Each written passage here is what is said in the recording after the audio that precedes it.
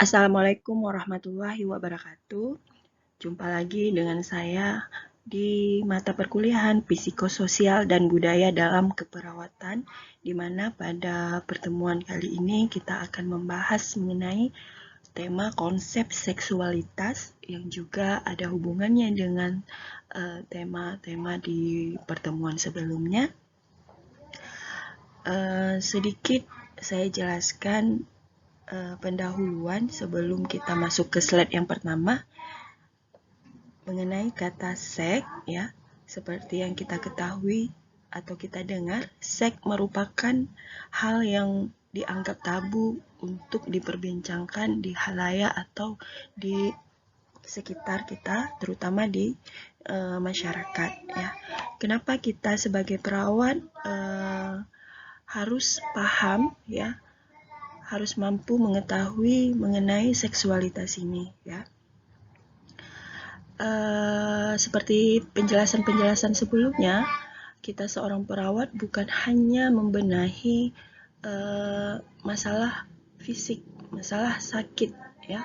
Cuma di sini kita juga harus menguasai secara keseluruhan, di mana mengingat manusia ya, saya ulangi, mengingat manusia adalah suatu makhluk yang holistik ya, yang terdiri dari bio, psiko, sosial ya, budaya ya. Jadi di situ kita harus menguasai semua ruang lingkup tersebut ya. Pemahaman mengenai seksualitas akan membantu kita sebagai seorang perawat dalam mengenali suatu nilai dan juga yang namanya bias seksual, serta memperluas pemahaman tentang batas-batas atau nilai normal perilaku seksual seseorang sehingga mampu memberikan perawatan secara lebih efektif ya. Jadi kita perawat selain atau sebelum memberikan tindak lanjut kepada seorang klien ya, kita juga harus memahami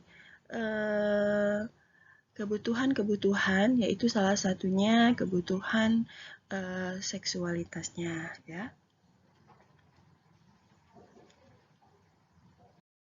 Lanjut. Di sini sangat berhubungan dengan teori hierarki Abraham Maslow mengenai kebutuhan-kebutuhan manusia ya.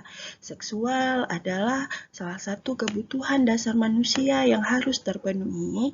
Apabila tidak terpenuhi, maka akan menimbulkan yang namanya penyimpangan seksual ya. Kebutuhan seks bagi manusia sudah ada sejak lahir, mulai dari bayi sampai dengan lansia. Konsep seksualitas memiliki banyak aspek dalam kehidupan ya, dapat diungkapkan atau diekspresikan melalui berbagai macam perilaku ya. Ruang lingkupnya meluas sampai berhubungan dengan orang lain. Nah, adanya suatu keintiman dan kebersamaan fisik merupakan suatu kebutuhan sosial dan biologis di sepanjang kehidupan manusia ya.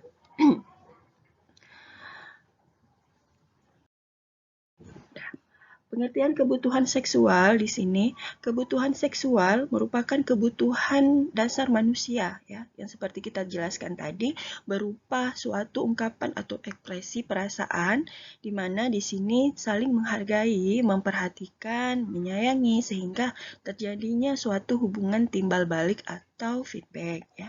Kata seks sering digunakan dalam dua cara, yaitu mengacu pada bagian fisik di mana adanya aktivitas seksual genital ya, dan juga diekspresikan melalui dan hubungan dengan individu dan jenis kelamin yang berbeda atau sama, mencakup suatu pikiran, pengalaman, nilai dan juga emosi ya.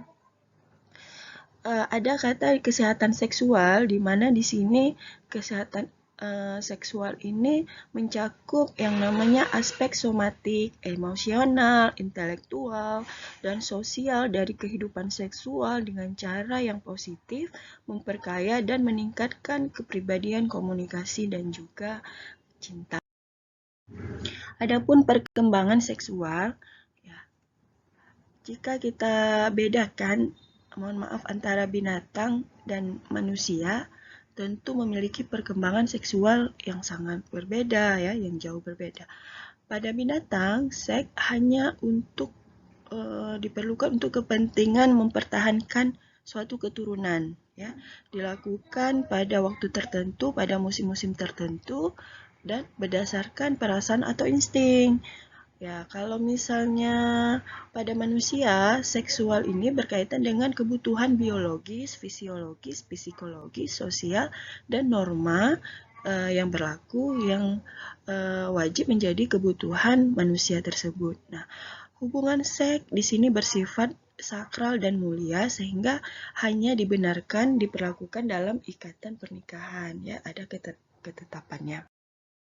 Makna tinjauan seksual ya. Nah, di sini mencakup beberapa aspek yaitu terdiri dari aspek biologis, aspek psikologis, aspek sosial budaya.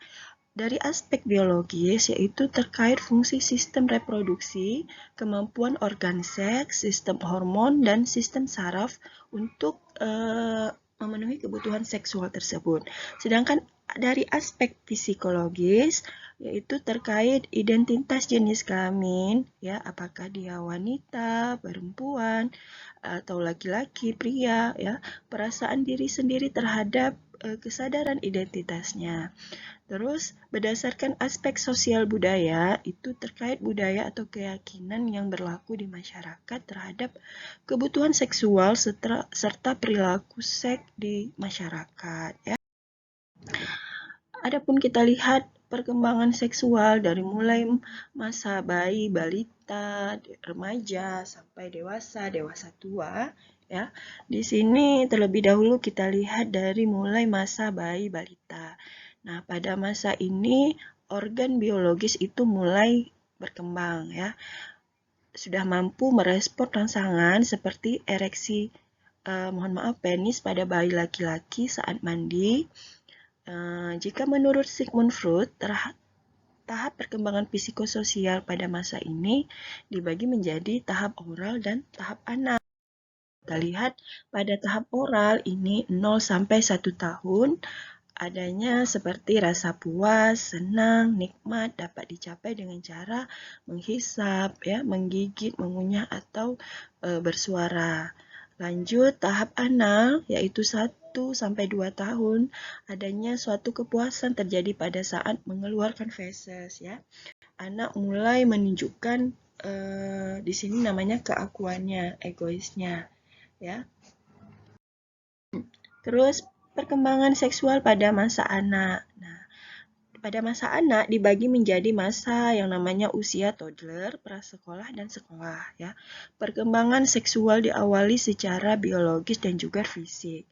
Perkembangan psikososial meliputi tahap yang namanya oidipal atau palik dan tahap laten. Pada tahap oidipal atau palik, kepuasan pada anak terletak pada yang namanya rangsangan autoerotis, di mana sebagai contoh anak laki-laki cenderung suka pada ibunya dan sebaliknya anak perempuan lebih dekat dengan ayahnya. Nah, di sini anak mulai mengidentifikasi jenis kelamin pada dirinya.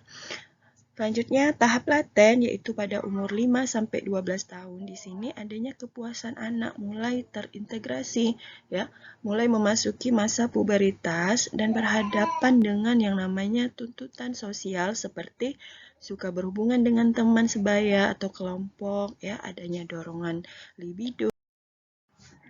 Lanjut masuk ke perkembangan seksual di masa puberitas. Nah, nih pada masa ini mulai terjadi suatu kematangan fisik dari aspek seksual dan akan terjadi kematangan psikososial juga. Nah, perubahan psikologis ditandai dengan perubahan citra diri, ya.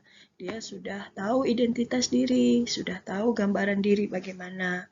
Perhatian yang cukup besar terhadap perubahan fungsi tubuh dan perubahan lain seperti berat badan, ya, tinggi badan, tumbuhnya bulu-bulu halus di area-area tertentu, ya. Menurut Freud, ya, masuk pada tahap genital ini adanya kepuasan anak mengarah pada perasaan cinta terhadap lawan jenis, ya, mulai malu terhadap lawan jenis, mulai ada perasaan. Selanjutnya perkembangan seksual pada masa dewasa muda dan dewasa tua ya. Dewasa muda pada masa ini, perkembangan fisik dan ciri seks sekunder mencapai puncak di usia 18-30 tahun. Dewasa tua adanya perubahan hormonal ya, hormonalnya tidak teratur lagi, ditandai dengan penurunan estrogen, pengecilan pada area-area tertentu, misalnya pada wanita, pada payudara, pada jaringan vagina ya, penurunan cairan vagina, penurunan ereksi, kekurangnya intensitas orgasme. Adapun penyimpangan seksual, nah tadi kita sudah jelaskan, jika kebutuhan seksualitas tidak terpenuhi, ya, maka dapat menyebabkan penyimpangan seksual. Ada kata bahasa-bahasa di penyimpangan seksual, mungkin kasus-kasus ini agak sedikit jarang kita jumpai di daerah kita, namun di kota-kota besar, di luar-luar negeri itu sering terjadi adanya penyimpangan-penyimpangan seksual ya. Seperti contoh salah satunya pedofilia ya, kepuasan seksual dicapai dengan menggunakan objek pada anak-anak. Dia menyalurkan seksualitasnya melalui anak-anak. Nah, dia senang melihat anak-anak, merasa puas jika melakukan seksual pada anak-anak. Contoh lain adalah eksibisionisme. Nah, ini kepuasan seksual dicapai dengan cara mempertontonkan kelamin di depan umum. Ini juga kita lihat ya di daerah kota besar, mungkin di daerah kita agak jarang kita jumpai. Dan di sini dilihat masih banyak lagi kasus-kasus penyimpangan seksual. Nah,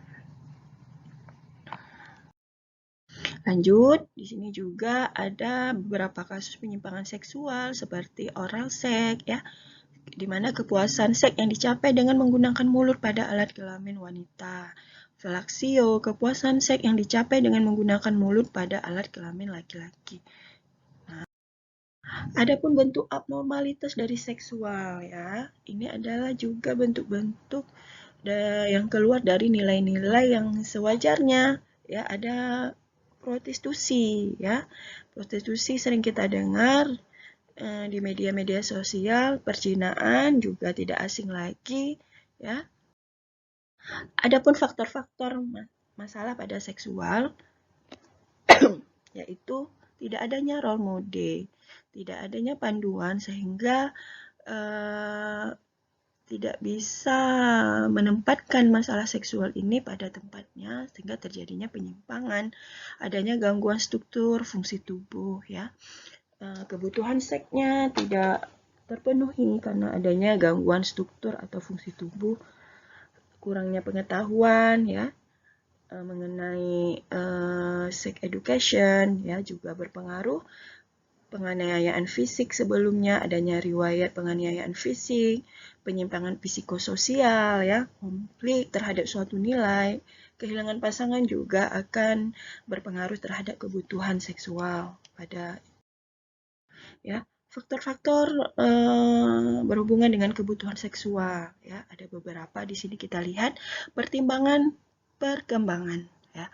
Proses perkembangan manusia juga dapat mempengaruhi aspek psikososial, emosional, dan biologi kehidupan yang selanjutnya akan mempengaruhi seksualitas individu.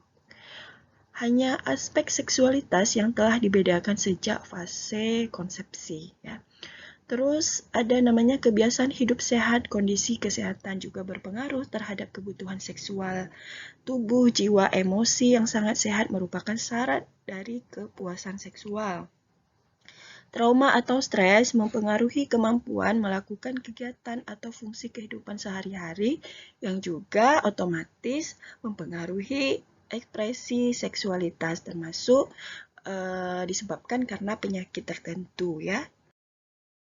Lanjut, faktor-faktor yaitu berhubungan dengan peran dan hubungan. Nah, di sini kualitas hubungan dengan pasangan hidup sangat mempengaruhi kualitas hubungan seksual. Adanya rasa cinta, rasa percaya merupakan sebuah kunci utama untuk memfasilitasi rasa nyaman seseorang terhadap seksualitas ya. Pengalaman dalam berhubungan seksual seringkali ditentukan dengan siapa individu tersebut berhubungan seksual. Nah, ini sangat penting. Lanjut, agama juga sangat atau merupakan suatu faktor yang mempengaruhi kebutuhan seksual, di mana pandangan agama, ya ada agama-agama tertentu yang mengajarkan ternyata di sini mempengaruhi terhadap ekspresi seksualitas seseorang, ya. Berbagai bentuk ekspresi seksual yang di luar kebiasaan dianggap tidak wajar, ya.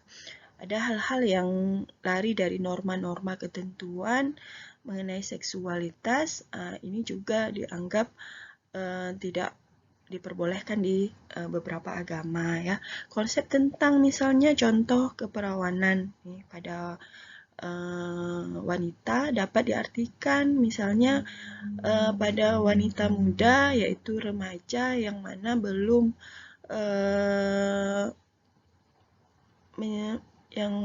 seharusnya belum masanya untuk menikah ya,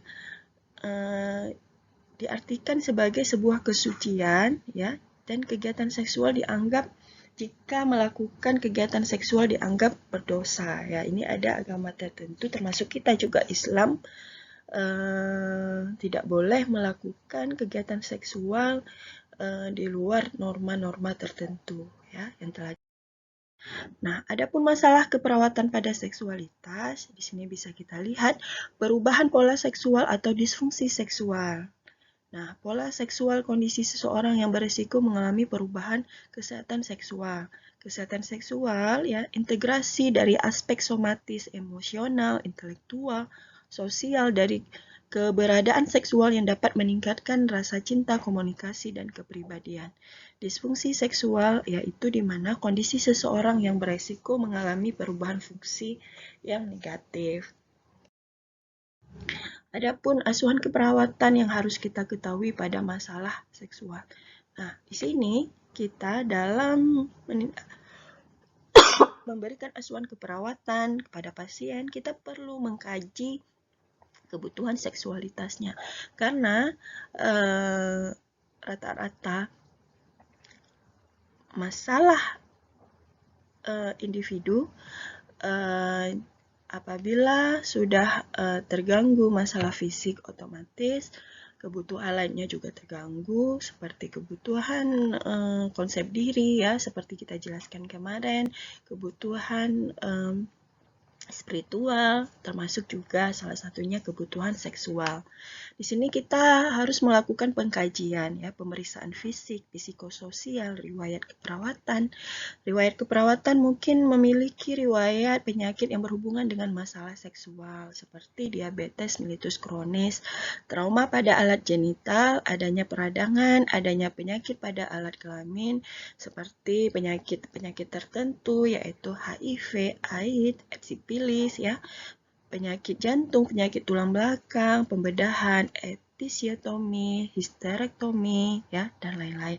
Nah, ini harus kita lakukan pengkajian terhadap kebutuhan seksualitasnya karena kita lihat dari riwayat-riwayat penyakit ini sangat mempengaruhi kebutuhan seksualitasnya. Pemeriksaan fisik pada wanita dikaitkan dengan keadaan fisiologis ya.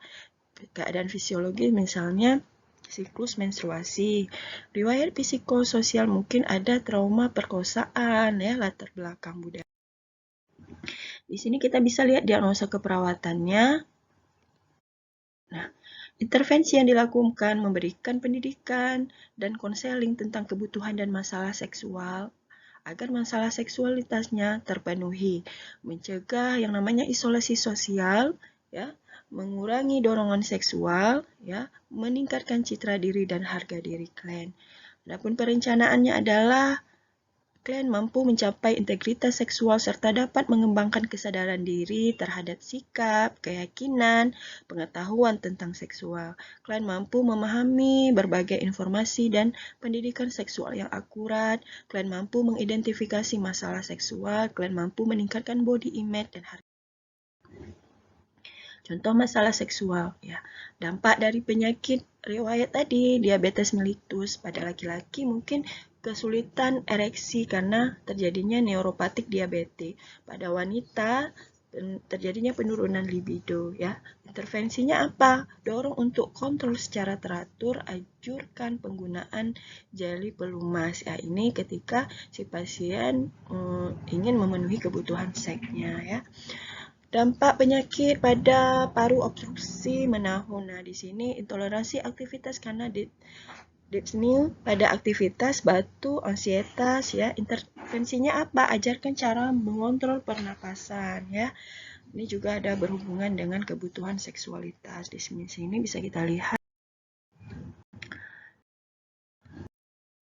Evaluasinya, ya, kita mampu menilai kemampuan melakukan hubungan seksual. Nah, menyatakan penerimaan keputusan moral, adanya kepuasan hubungan seksual. Nah, di sini bisa kita lihat mampu meningkatkan fungsi peran serta konsep diri, mengekspresikan rasa damai, menunjukkan hubungan yang hangat dan terbuka, menunjukkan sikap efektif tanpa ada rasa marah, rasa bersalah, ansietas, dan menunjukkan perilaku lebih, ya. Setelah itu sekilas mengenai kebutuhan seksualitas. Nah, di sini kita juga akan membahas mengenai seks dan gender. Kita mau melihat apa perbedaan seks dan gender. Sebagai perawat, kita harus paham apa yang seks tersebut dan apa yang gender tersebut. Nah, di sini gender adalah peran dan tanggung jawab perempuan dan laki-laki yang ditentukan secara sosial. Nah, gender berhubungan dengan yang namanya persepsi dan pemikiran serta tindakan yang diharapkan sebagai perempuan dan laki-laki yang dibentuk di masyarakat bukan karena perbedaan biologis, ya. Di negara-negara tertentu ada beberapa negara yang membedakan gender antara wanita dan laki-laki.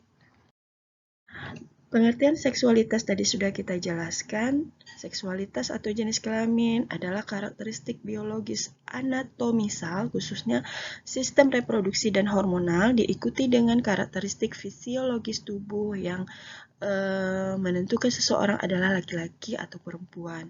Sedangkan seks adalah karakteristik genetik atau fisiologis atau biologis seseorang yang menunjukkan apakah dia seorang perempuan ataupun. Nah, itu perbedaannya, ya. Di sini bisa kita lihat di gambar ini. Apa itu gender? Nah, di sini kalau kita lihat gender adalah seorang wanita. Wanita itu fungsinya sebagai apa? Ya, sebagai ibu, ya, sebagai yang mengatur rumah tangga kalau kita lihat di gambar ini. Sedangkan laki-laki, ya, dia adalah seorang kepala keluarga yang mencari nafkah. Nah, di sini kita lihat seks atau gender. Nah, di sini seks otomatis dibagi menjadi dua, laki-laki dan perempuan, ya. Kalau gender adalah statusnya laki-laki, di sini memiliki ciri maskulin, sosok yang kuat, tegar, garang, macho, ya, tidak boleh memakai make up, perhiasan dan baju seperti wanita, rok dan segala macam. Perempuan di sini digambarkan feminim, lemah lembut, halus sikap dan perilakunya, menyukai warna-warna yang lembut, ya, seperti warna pink, menggunakan rok, sepatu berhak tinggi dan memakai make up. Adapun kita lihat karakteristiknya. Nah, gender itu manusia di masyarakat, ya. Sedangkan seks merupakan ciptaan Tuhan. Nah, ada laki-laki, ada perempuan. Visi dan misinya adalah gender itu kebiasaan apa yang dilakukan oleh gender. Misalnya perbedaan laki-laki dan perempuan seperti yang tadi kita jelaskan. Laki-laki digambarkan adalah kepala keluarga, mencari nafkah, ya, bekerja di luar rumah, ya, tapi tidak menutup kemungkinan seorang wanita juga berkarir di luar, ya. Terus unsur perbedaan adalah kebudayaan. Nah, di sini ada seperti kita jelaskan tadi, budaya-budaya tertentu, negara-negara tertentu ada yang membedakan gender antara wanita dan laki-laki ini ya.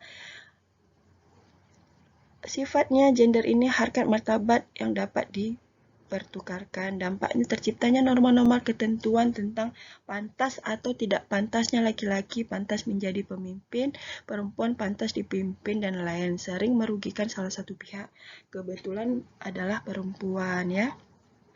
Keberlakuan yang dapat berubah musiman dan berbeda-beda kelas. Sedangkan seks tadi adalah ketepatan dari Tuhan, ya.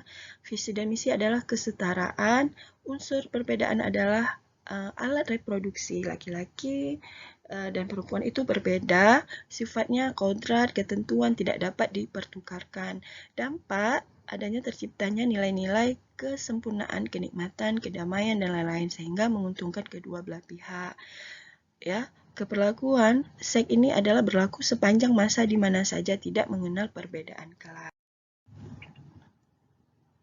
Nah, kalau ini menurut Badan Pemberdayaan Masyarakat, ya, perbedaan antara gender dan jenis kelamin yaitu jenis kelamin tidak dapat berubah. Contohnya tadi kita jelaskan jenis kelamin laki-laki, perempuan, ya, tidak dapat dipertukarkan. Contohnya laki-laki memiliki jakun dan mohon maaf payudara dimiliki oleh perempuan ya. Namun pada zaman saat ini banyak laki-laki yang terobsesi menjadi perempuan, begitu juga sebaliknya sehingga di sini telah merubah yang namanya jenis kelamin. Berlaku sepanjang masa, contohnya status sebagai laki-laki dan perempuan. Laki-laki tetap sebagai laki-laki, perempuan tetap sebagai perempuan. Sedangkan gender itu dapat berubah, contohnya nih, peran dalam kegiatan sehari-hari seperti banyak perempuan menjadi juru masak di rumah, tetapi juga di restoran. Juga kita mengenal yang sering masak ya adalah perempuan. Tugasnya masak adalah seorang ibu atau perempuan. Tetapi banyak kita jumpai di restoran-restoran, hampir di semua restoran yang juru masak itu adalah laki-laki ya. Jadi dapat bertukar peran, terus dapat dipertukarkan ya. Tergantung budaya dan kebiasaan. Contohnya di Jawa ya, di Jawa nih pada zaman penjajahan Belanda, kaum perempuan tidak diperbolehkan untuk mendapatkan pendidikan.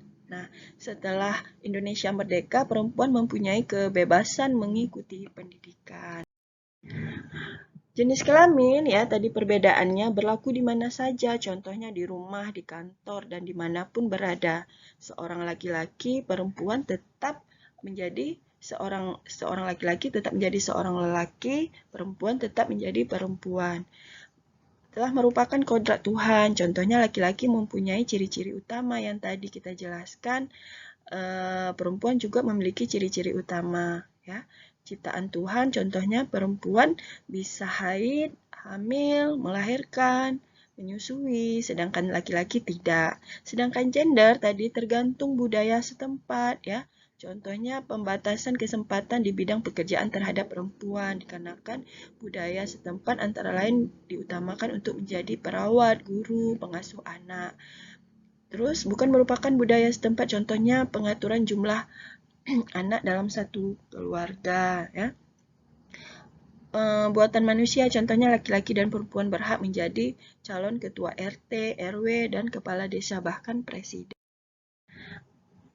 Budaya yang berpengaruh terhadap gender, ya, sebagian besar masyarakat banyak dianut kepercayaan yang salah ya tentang apa arti menjadi seorang wanita dengan akibat yang berbahaya bagi kesehatan wanita tersebut. Setiap masyarakat mengharapkan pria dan wanita untuk berpikir, berperasaan, dan bertindak dengan pola-pola tertentu dengan alasan hanya karena mereka dilahirkan sebagai wanita atau pria. Jadi terlihat perbedaannya. Gender dihubungkan dengan jenis kelaminnya tersebut. Semuanya adalah hasil rekayasa masyarakat. Kegiatan lain tidak sama dari satu daerah ke daerah lain ya, berbeda. Tergantung di sini kebiasaan, hukum, agama yang dianut oleh masyarakat tersebut. Nah, di sini peran jenis kelamin bahkan tidak sama di dalam suatu masyarakat, tergantung pada tingkat pendidikan, suku, dan juga umurnya. Peran gender diajarkan secara turun-temurun dari orang tua ke anak ya. Di sini kita bisa lihat pengertian diskriminasi gender. Diskriminasi gender adanya perbedaan, pengecualian atau pembatasan yang dibuat berdasarkan peran dan norma gender yang dikonstruksi secara sosial yang mencegah seseorang untuk menikmati HAM secara penuh. Ini ada di daerah-daerah atau negara-negara tertentu yang mendiskriminasi gender. Bentuk-bentuk ketidakadilan dan ketidaksetaraan gender adalah seperti marginalisasi, peminggiran terhadap wanita, ya, subordinasi, kedudukan satu jenis kelamin dianggap lebih penting daripada jenis kelamin sebaliknya, stereotip, penandaan atau cap yang sering bermakna negatif, kekerasan, beban kerja lebih. Nah, apa fungsi seksualitas dalam proses keperawatan?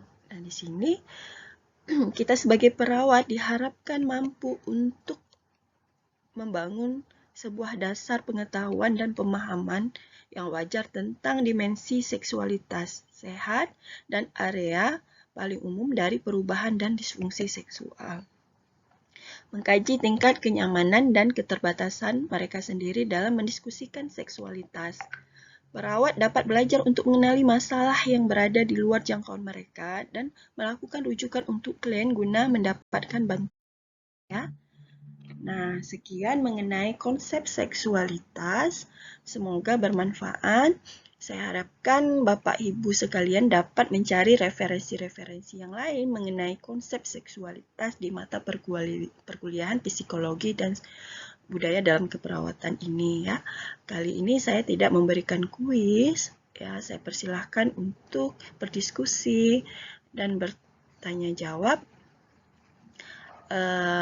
Mungkin sampai ini saja penjelasan saya. Lebih dan kurang saya mohon maaf ya. Saya akhiri, wabillahi taufiq wal hidayah. Wassalamualaikum warahmatullahi wabarakatuh.